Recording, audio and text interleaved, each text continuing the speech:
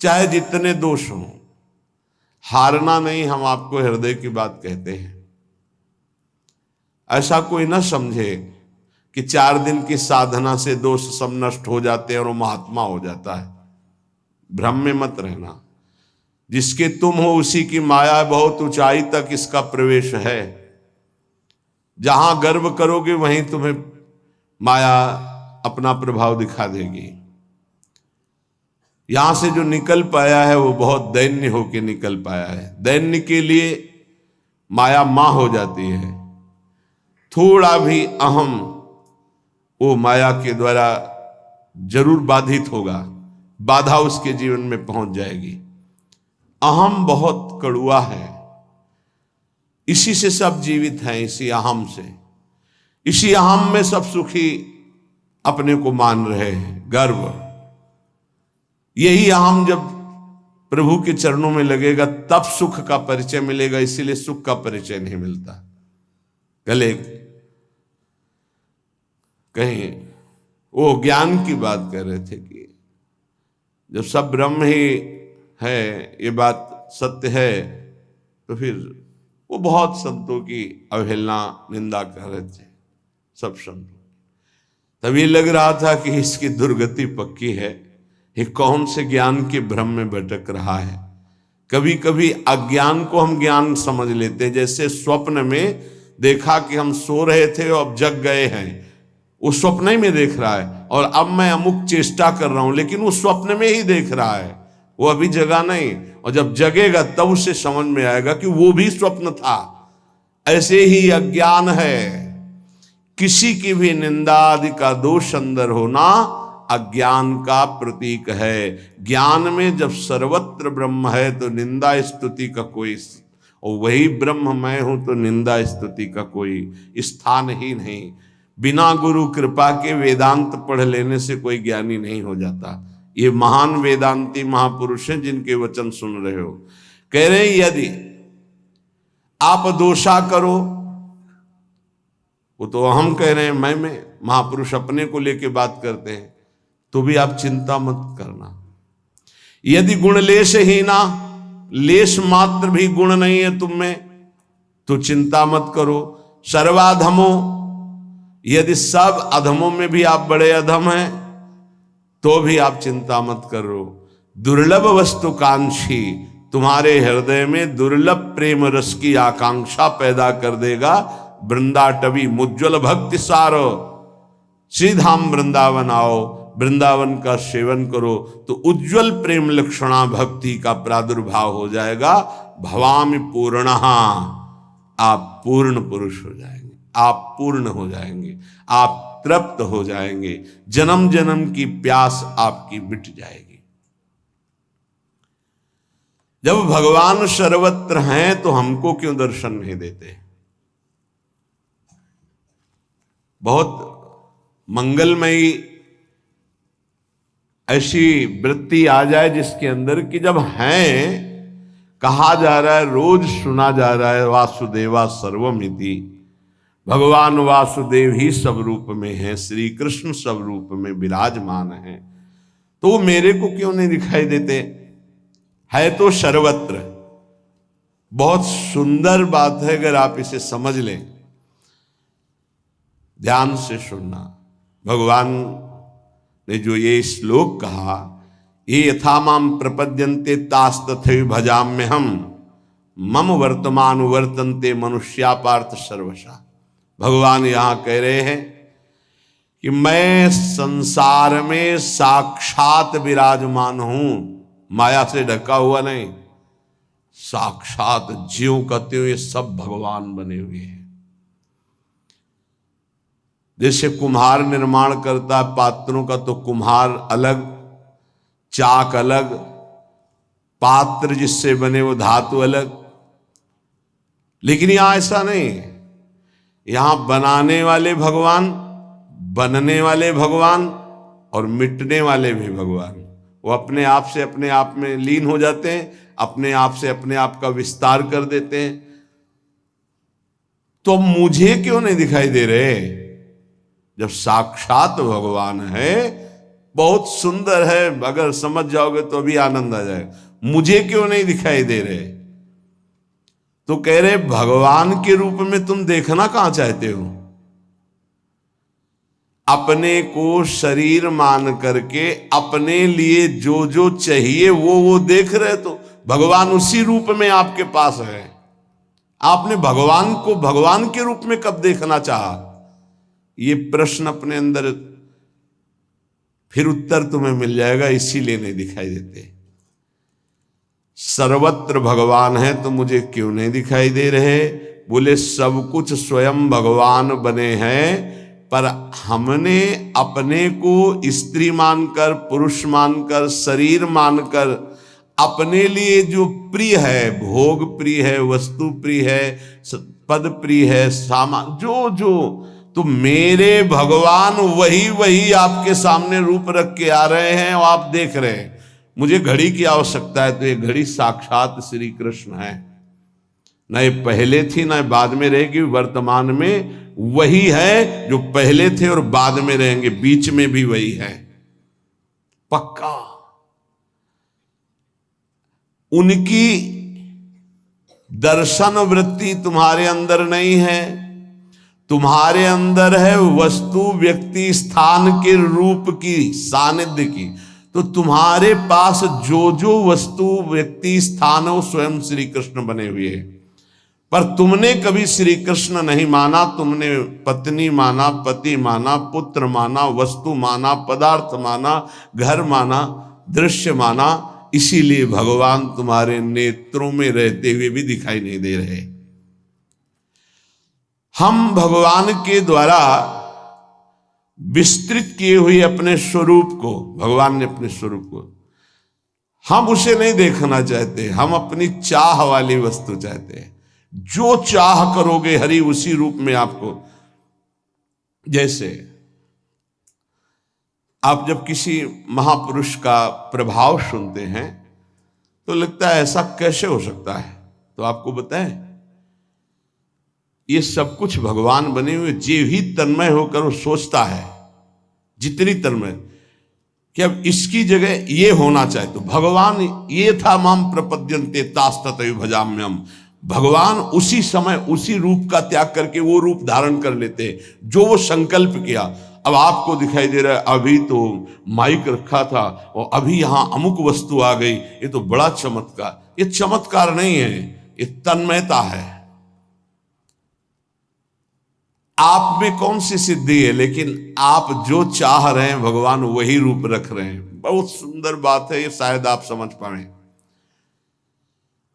जैसे बालक खिलौना चाहता है तो माता पिता यद्यपि उसे गोद में बैठालना चाहते हैं, पर हटकर उसे खिलौना दे देते हैं।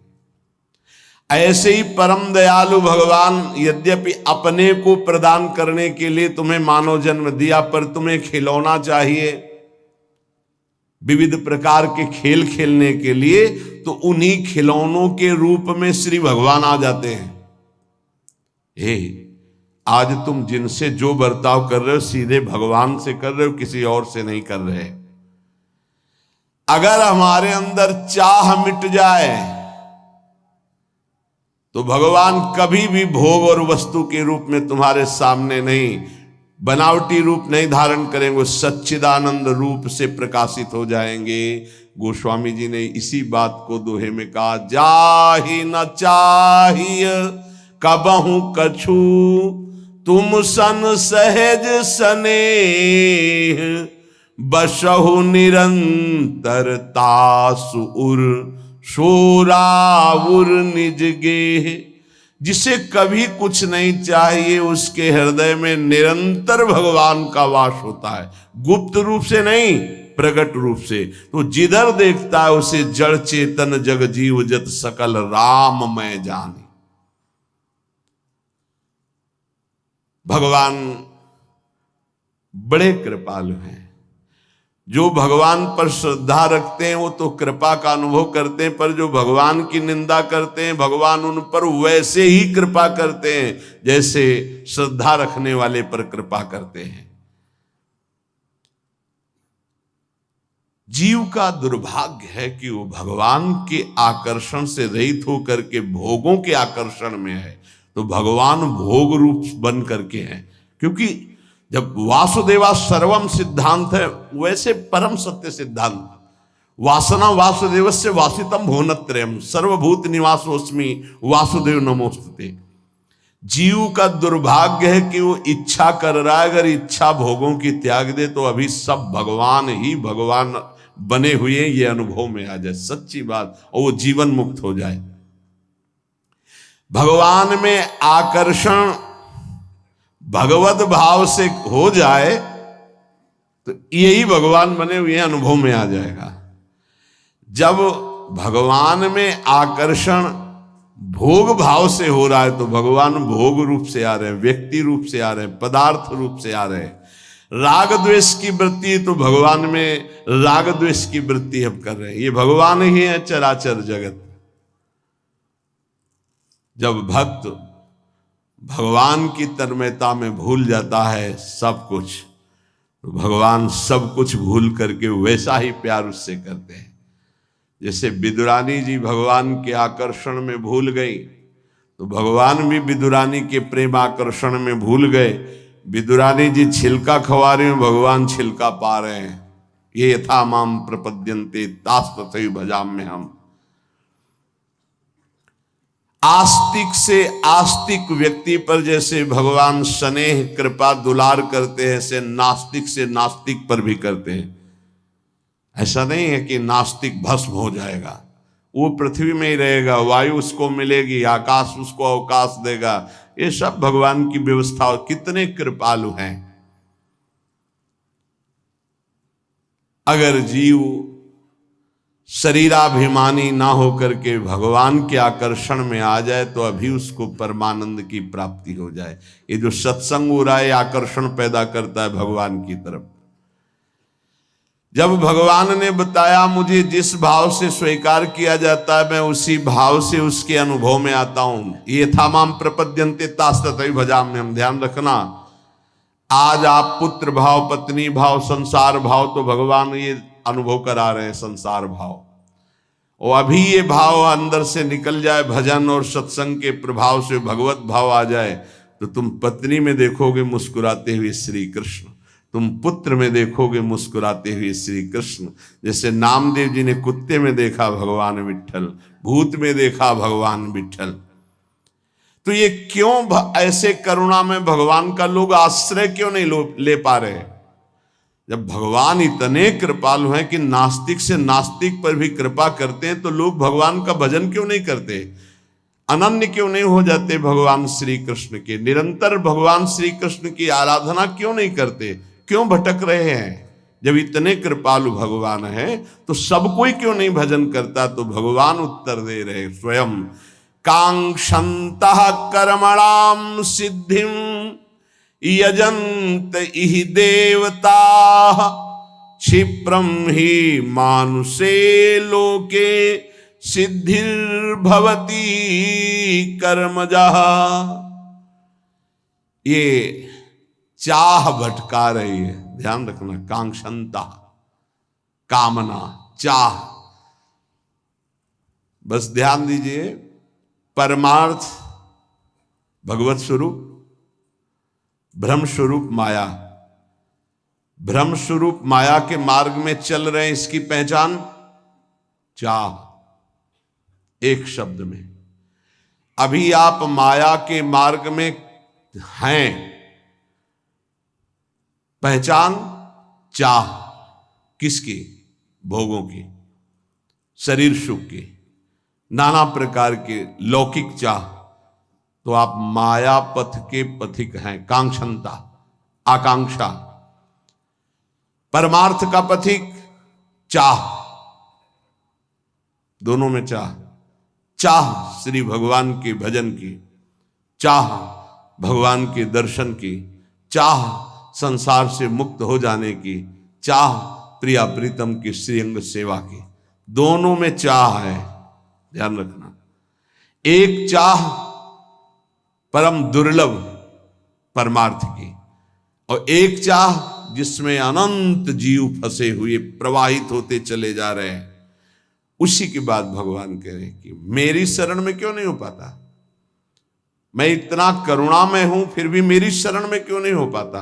कांक्षंता कर्मणाम सिद्धिम यजंती ही देवता, ये कामना करके सोचते हैं कि ये कर्म कर लूं तो मुझे ये सिद्धि प्राप्त हो जाएगी, ये फल प्राप्त हो जाएगा। इसीलिए वो देवताओं की आराधना करते हैं, क्योंकि इस मनुष्य लोक में कर्मों से जल्दी फल मिल जाएगा, सिद्धि मिल जाएगी, ऐसा उनको भाव है। इसलिए मेरी शरण में नहीं होते। भाव कांक्षंता कर्मणाम सिद्धिम यजंती देवता, मनुष्य में करने की शक्ति है, ध्यान रखना, यही प्रभु का नहीं होने देती। बड़ा सूक्ष्म विषय है ये, अगर समझ पाओ। कुछ बातें होती जो एकदम हृदय पर शब्द नहीं मिलता, करने की शक्ति को होने में आ जाए, ये गुरुदेव कराते हैं। करने की शक्ति में हम संबंध बनाते चले जा रहे हैं, क्रियाएं करते चले जा रहे हैं, शुभ अशुभ क्रियाएं होती चली जा रही, फंसते चले जा रहे हैं, और होने की गुरुदेव की कृपा से होती तो समर्पित होते चले जा रहे हैं। ये जो करने की शक्ति है, इसमें नवीन कर्म हो रहे हैं, और मनुष्य के अंतःकरण में दृढ़ बात बैठ गई है कि मैं ये करूंगा तो ये फल मिल जाएगा, ये करूंगा तो ये फल मिल जाएगा। वो सांसारिक वस्तुओं की चाह रखता है, इसलिए कर्मों पर विश्वास रखता है, ये कर्म करूंगा तो ये फल मिल जाएगा। अगर कहीं भगवान की भी बात आती है प्राप्ति की, तो उसको भी यही बात आती है कि जैसे कर्मों से हर फल मिल जाता है, ऐसे कर्मों से भगवान भी मिल जाते हैं। नाशवान पदार्थ की कामना और नाशवान शरीर से किया हुआ कर्म, ये तो हो सकता है, लेकिन नाशवान शरीर से किया हुआ कर्म तुम्हें भगवत प्राप्ति करा दे, ये नहीं हो सकता है, क्योंकि वो आदि अंत वाला है, अनंत को कैसे प्राप्त करा लेगा। बहुत ध्यान देने की बात है। एक देशीय शरीर, परिवर्तनशील शरीर और सीमित कर्म अभी प्रारंभ हुआ, कुछ समय नष्ट हो जाता है। भगवान कर्मजन्य नहीं है कि हम कर्म करके भगवान को प्राप्त कर लेंगे। भगवान अपरिवर्तनशील, नित्य, परिपूर्ण, इसलिए भगवत प्राप्ति में कर्म करते करते जब हार जाता है और प्रभु का हो जाता है तो भगवत प्राप्ति हो जाती है। अब कितने जन्म व्यतीत हो गए, अभी तक हारे नहीं। अरे अब हाथ उठाकर कहो मैं हार गया गोविंद, अब स्वीकार कर लो। पर ये देहाभिमानी हारता नहीं, बस यही समस्या है। भगवान करे यजंती ही देवता, अपनी कामनाओं की पूर्ति के लिए वो देवताओं का यजन करते, मेरी शरण में नहीं आ पाते। भगवान सरलता से समझ लीजिए पिता के समान है, देवता दुकानदार है। जैसे दुकानदार के पास वस्तु लेने जाओ, जरा हमको ये मीठा देना, कितना कितना दे, बोले भूख लगी भरपेट पवा दो। हाँ तो कितना पाओगे, लगभग 1 किलो पाएंगे, तो 500 रुपया निकालो। नहीं रुपया तो नहीं, चल बाहर, ठीक है। पिता के पास गए, भूख लगी है, ये पवा दो, तो वहां ये नहीं पूछेगा कि पैसा निकालो, क्योंकि बेटा है। ऐसे इसीलिए हम कभी कभी विनोद में कहा कि बड़े ही बच्चे हो तुम, भगवान के पास जाके तो 11,000 का भोग लगा दे कि हमारा काम कर दो। अरे ऐसा कैसे तुम सोचते हो। भगवान के चरणों में महालक्ष्मी उनके श्री चरणों को सहलाते हुए हृदय से लगाते रहते हैं। उन प्रभु को तुम कुछ चंद रुपए दे करके, घूस देकर काम कराना चाहते हो। अरे अपने पिता, अपने स्वामी, यदि मांग ही आई है तो सीधे मांगो ना। जैसे बालक अपने पिता से हट करके मांगता है, उसको उचित लगेगा दे देता है, नहीं झिड़क देता है, नहीं देंगे। तुम्हारे गंदे विचार हैं, तुम्हें पैसा देंगे, गंदगी में खर्चा कर दोगे, नहीं देंगे। भगवान पिता है, देवता दुकानदार है। पिता से अधिकार पूर्वक मांगा जाता है और दुकान में पैसे दे के लिया जाता है। दुकानदार को जैसे पैसे दिया जाता है, ऐसे देवताओं से काम कराने के लिए आपको कर्म करना होगा, उसका सांगोपांग, तब वो देवता तुम्हारे कर्म के अनुसार वो फल प्रदान करेगा। पर भगवान को ऐसी जरूरत नहीं है। भगवान को केवल अपनापन मानने की जरूरत है, प्रभु मेरे, बस इतनी बात है। पर इसमें दूसरा कोई नहीं होना चाहिए, तो अभी आपको परम लाभ मिल जाए। इसीलिए गोस्वामी जी ने कहा, बिगड़ी जन्म अनेक की अब ही सुधरे, आज होई राम को मेरे प्रभु, मेरे तो गिरधर गोपाल, दूसरों न कोई। ये लानी है सिद्धि भगवत प्राप्ति के लिए। इसमें तुम्हारा कोई पसीना चुहाना काम में नहीं आएगा, वो तो हारने के काम में आएगा। लगे रहो, फिर जब हार जाना कि नाथ मैं हार गया, तब कहेंगे मेरा हो जा। बस यहीं से परमार्थ का दिव्य स्वरूप प्रकट होता है भक्ति मार्ग में। दूसरी बात, दुकानदार से कहो कि आप चाकू दे दीजिए, पैसा दीजिए, चाकू ले लीजिए। लेकिन पिता से कहिए चाकू दे दीजिए, तो कहेगा किस काम के लिए, क्या काम करना है, पहले बोलिए, आवश्यकता क्या है। अगर आप आवश्यकता सिद्ध नहीं कर पाए तो आपको नहीं देगा।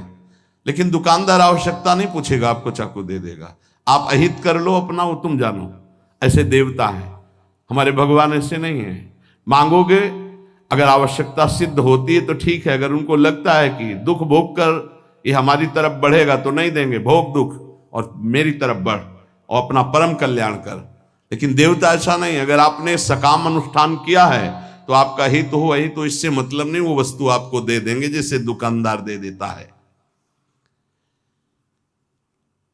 पिता सदैव अपने बालक का हित चाहता है, ऐसे ही भगवान सदैव अपने शरण में आए हुए का हित चाहते हैं। ये बहुत कृपालु हैं। अगर उनसे मांगो भी तो उनके ऊपर छोड़ दो, जैसा आप चाहो वैसा करो प्रभु। क्षिप्रम ही मानुषे लोके सिद्धिर्भवति कर्मजा।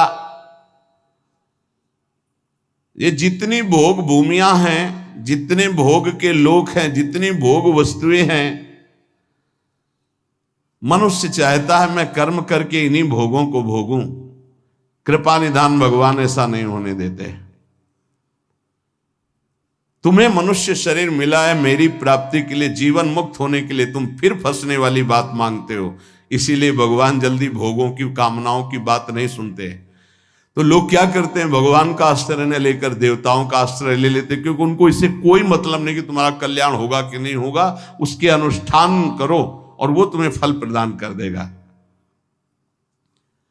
कर्म संगिषु जायते, इन सबके दिमाग में बैठ गया कि ये करूंगा तो इससे ये फल प्राप्त होगा और उस फल को भोगूंगा, मैं सुखी हो जाऊंगा। ऐसा नहीं होता है।